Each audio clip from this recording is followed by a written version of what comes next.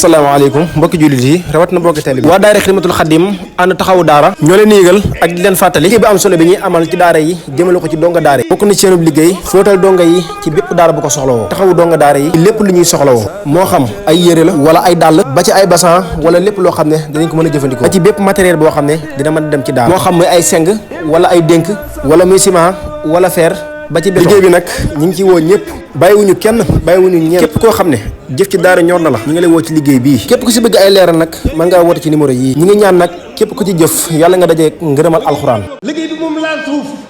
nañ ko yëkkati bu doon lu ñu yëkkati bu mu laal suuf ilaahu kalimatillahi al-ulya loolu dong muy liggéey bi